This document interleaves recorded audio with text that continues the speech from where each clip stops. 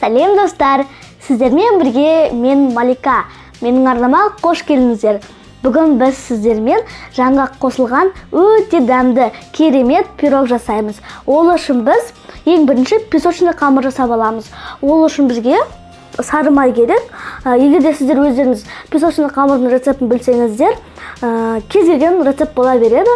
Ең бірінші біз сары майға қопсытқыш саламыз.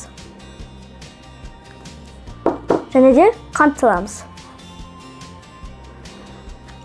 Араластырамыз. Қантын жақсылап ерітіп аламыз.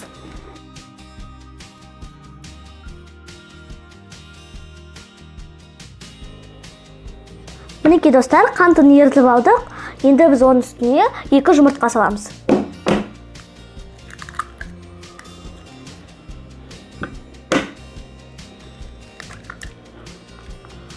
Араластырамыз.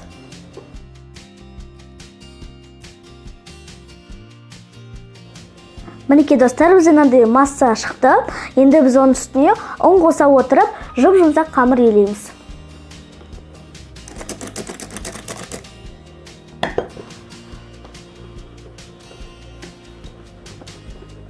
Сіздер венчиктің орнына миксермен де араластырсаңыздар болады.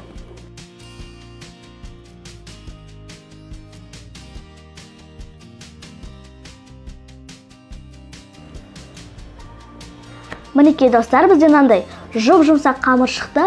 Енді біз бұны холодильникқа 10 минутқа қоя тұрамыз. Енді біз дайын қамырды противинға бір келке етіп салып аламыз. Қамыр өзі песочный болғандықтан, мен оның астына май жағып жатқан жоқпын.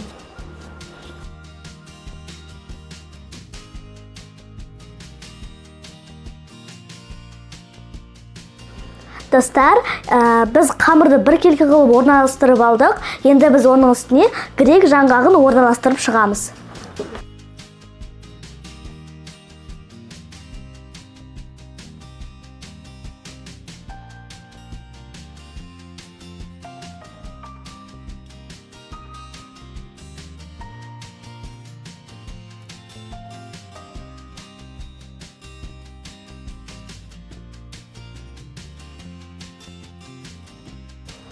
Мінекей осылайша бәрін тізіп алдық. Енді біз оның үстіне кішкене қабатпен сгущенка жағып шығамыз.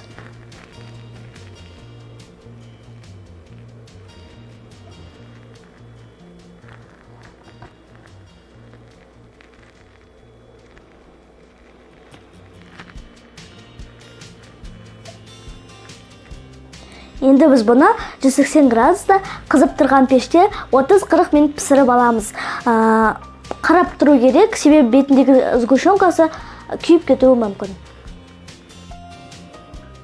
Мінекей достар, біздің пирогымыз дайын. Дәмі деген өте керемет. Шынымды айтсам, бұл пирогты ерекше жақсы көремін. Ортасы былай пісті.